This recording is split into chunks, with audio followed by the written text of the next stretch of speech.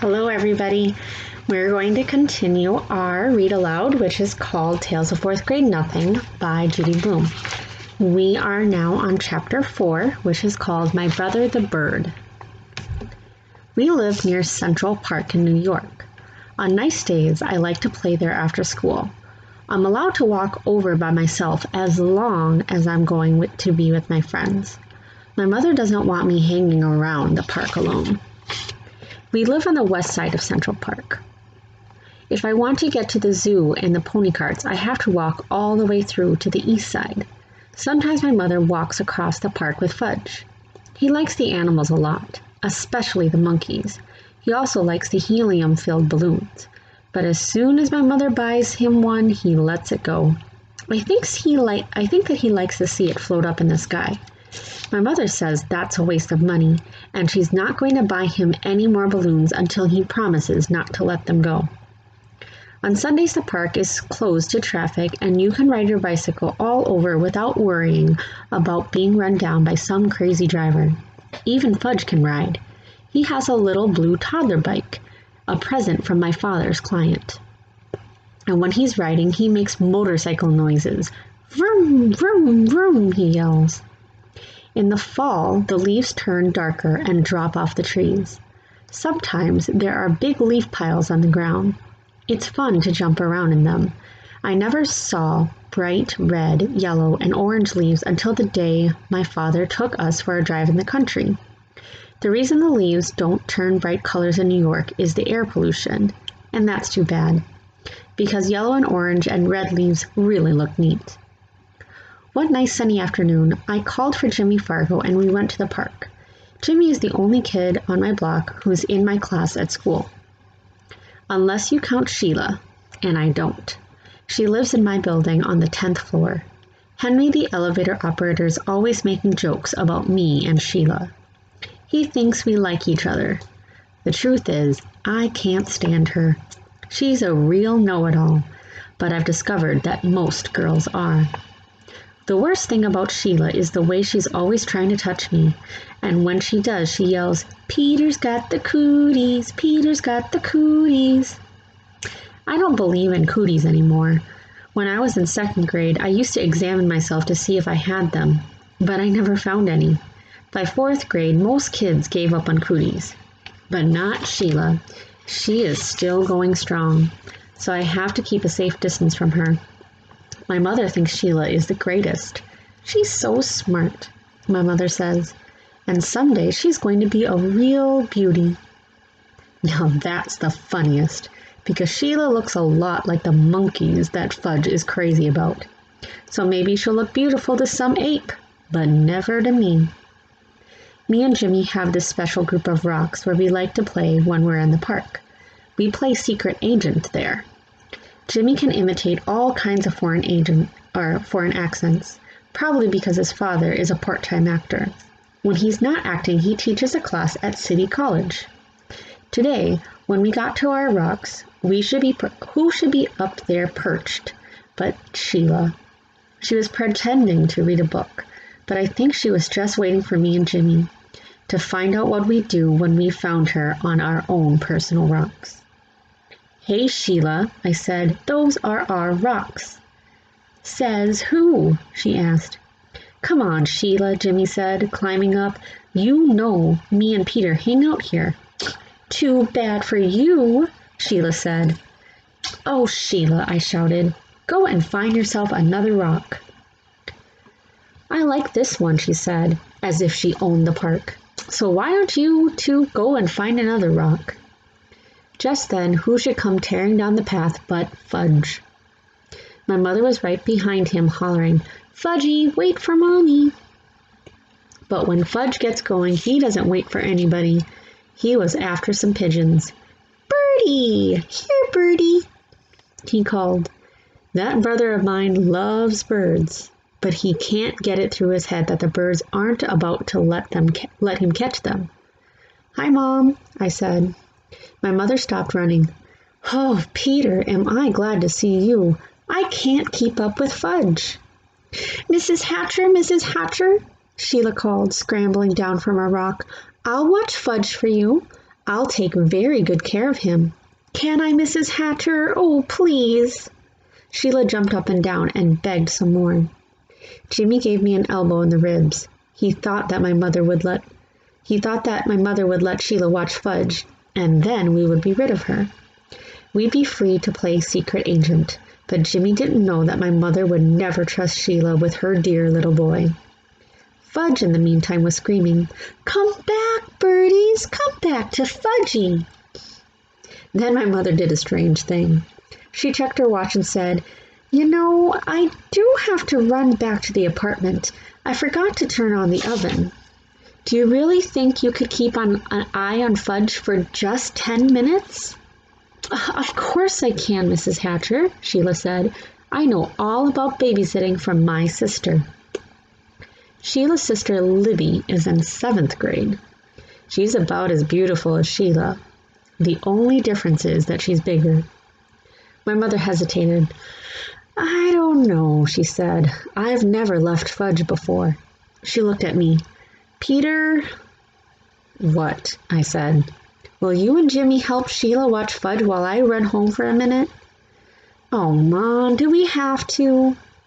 "Please, Peter, I'll be right back. I'll feel better if all 3 of you were watching him." "What do you say?" I asked Jimmy. "Sure," he answered. "Why not?"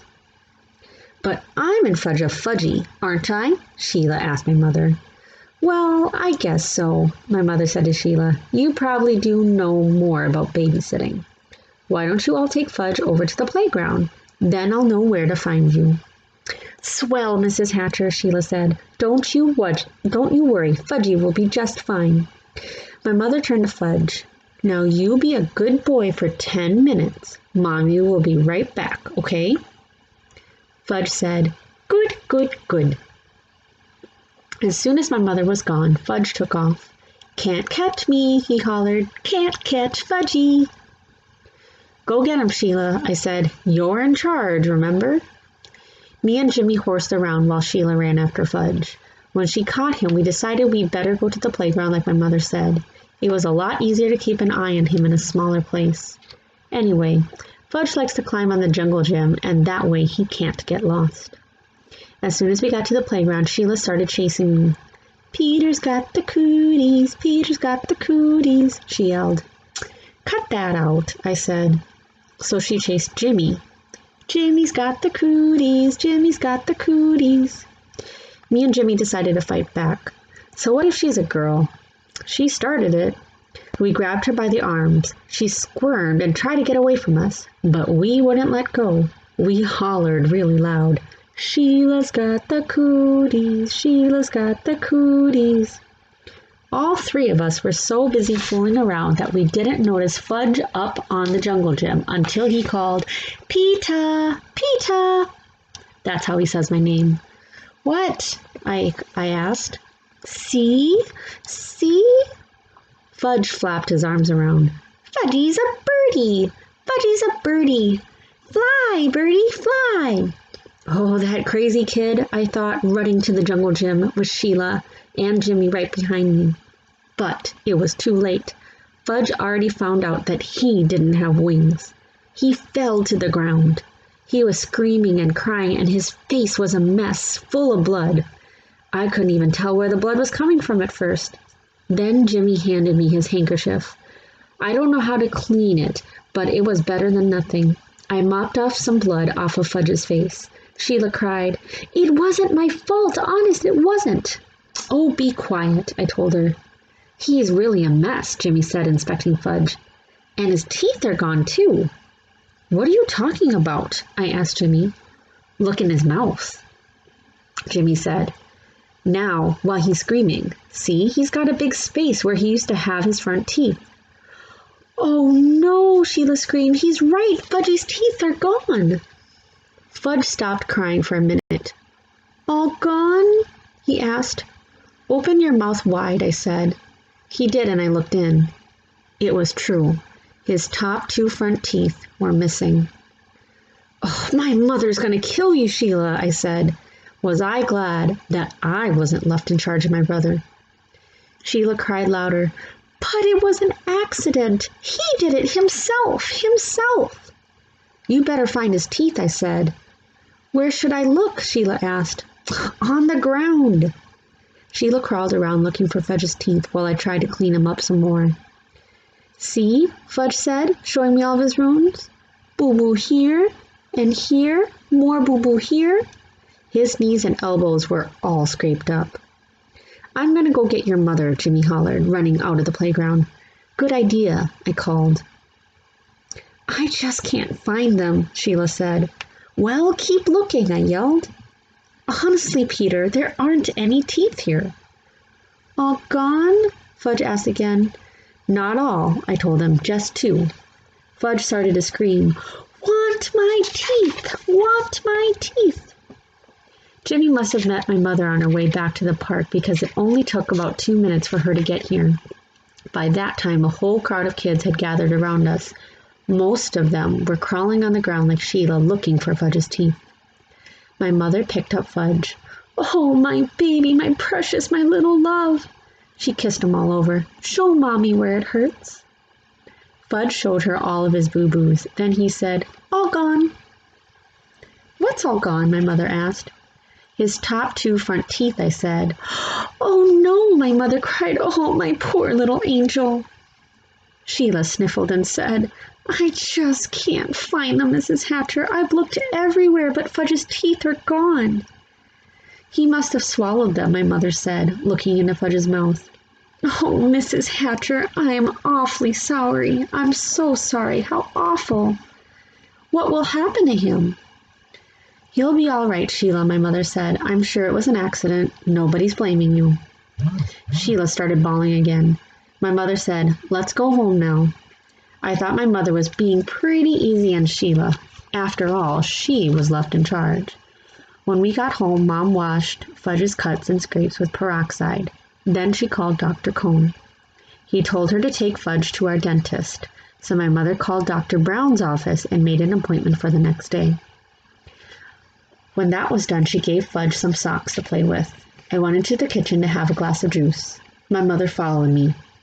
Peter Warren Hatcher, she said, I'm sorry that I can't trust you for just 10 minutes. Me? I asked. Trust me? What's this got to do with me?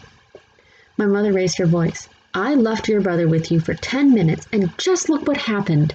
I am so upset with you. It was Sheila's fault, I said. You said Sheila was in charge, so how come you're mad at me and not at Sheila? I just am, my mother shouted. I ran to my room and slammed the door.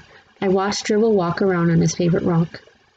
Oh, my mother's the meanest mother in the whole world, I told my turtle. She loves Fudge more than me. She doesn't even love me anymore. She doesn't even like me. Maybe I'm not her real son. Maybe somebody left me in a basket on her doorstep. My real mother's probably a beautiful princess somewhere. I'll bet she'd like to have me back. Nobody needs me around here, that's for sure. I didn't eat much of my supper that night, and I had a lot of trouble falling asleep. The next morning, my mother came into my room and sat down on my bed. I didn't look at her. Peter, she said. I didn't answer. Peter, I said some things yesterday that I didn't really mean. I looked at her. Honest? I asked. Yes. You see, I was very upset over Fudge's accident, and I had to blame somebody, so I picked on you. Yes, I said, you sure did. It wasn't your fault, though. I do know that. It was an accident. It could have happened even if I had been there at the playground myself. He wanted to fly, I said. He thought he was a bird. Well, I don't think he'll try to fly again, my mother said. Me neither, I told her. Then we both laughed. At that time, I realized I knew that she was my real mother after all. That's the end of chapter 4.